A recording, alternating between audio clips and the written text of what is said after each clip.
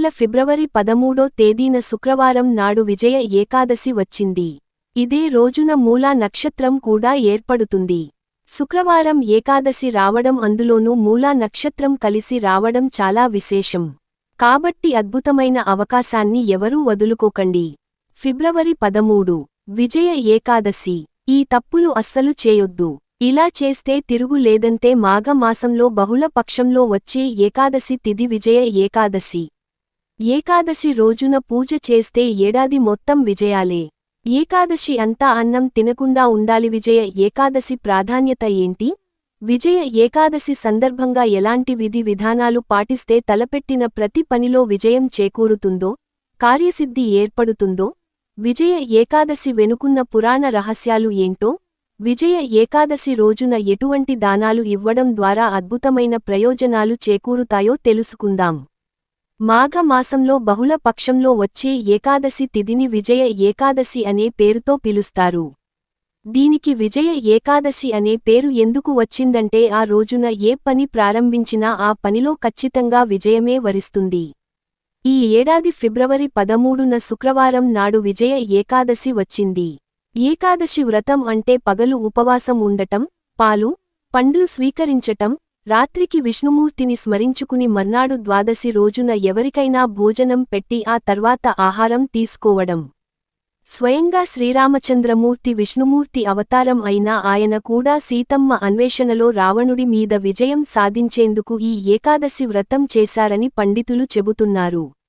ఈ వ్రతం చేయగానే సేతువు నిర్మాణానికి సంబంధించిన ఆలోచన మెదిలి, వానరుల సాయంతో సేతువు నిర్మాణం జరిగి, ఆ సేతువు మీద వెళ్లి లంకా నగరం చేరుకుని రావణుడి మీద విజయం సాధించాడు. అందుకే దీనికి విజయ ఏకాదశి అనే పేరు వచ్చింది. ఇది విజయ ఏకాదశి వెనుకున్న పురాణ గాథ. విజయ ఏకాదశి రోజున పూజ ఎలా చేయాలి? స్కాంద పురాణంలో చెప్పినట్లు విజయ ఏకాదశి రోజున పూజ చేస్తే మీకు సంవత్సరం పాటు ఏ పని ప్రారంభించినా విజయం తథ్యం. ఒక కుండ లేదా పాత్ర తీసుకోవాలి. ఆ పాత్రలో నీళ్లు పోయాలి. దాని చుట్టూ మామిడి ఆకులు అలంకరణ చేయాలి. పలు రకాల పుష్పాలు, అక్షితలు వేయండి. దాన్ని పూజ గదిలో ఉంచాలి.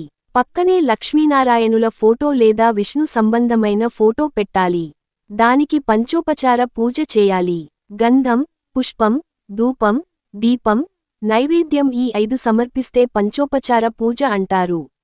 అలా పూజ చేశాక ఏకాదశి మరునాడు నది దగ్గర లేదా చెరువు దగ్గర లేదా దేవాలయ ప్రాంగణంలో కుండ లేదా పాత్రతో పాటు ఫోటోని బ్రాహ్మణుడికి దానంగా ఇవ్వాలి.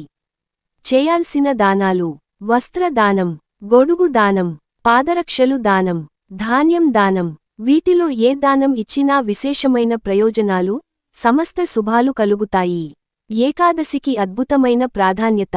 పౌర్ణమికి ముందు కానీ పౌర్ణమి తర్వాత కానీ 11వ రోజున ఏకాదశి వస్తుంది.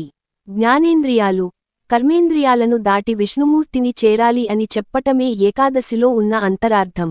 ఏకాదశి రోజున అన్నం ఎందుకు తినకూడదు? బ్రహ్మదేవుడు సృష్టి కార్యం చేస్తూ అలసిపోతే ఆయనకు చెమట వచ్చింది.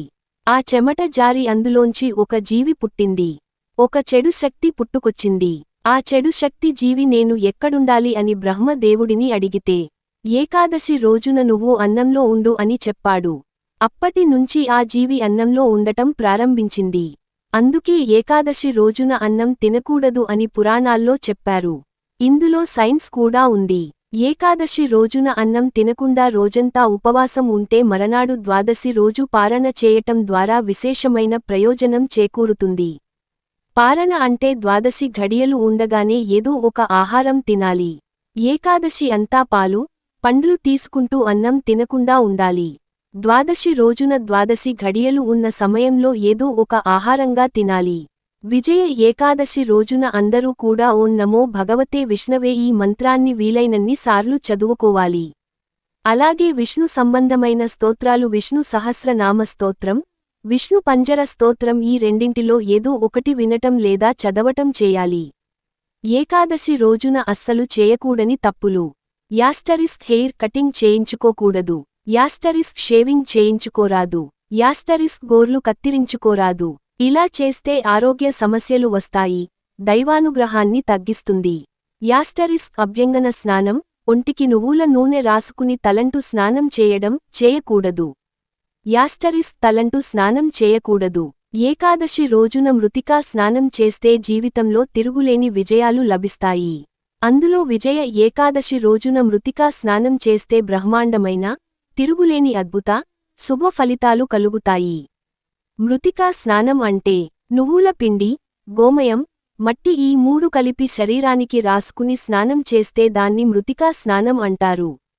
నువ్వుల పిండిలో కొద్దిగా గోమయం, ఆవు పేడ కలిపి, మట్టి కొంచెం కలిపి ఈ మూడింటి మిశ్రమాన్ని కొద్దిగా శరీరానికి రాసుకుని స్నానం చేయాలి.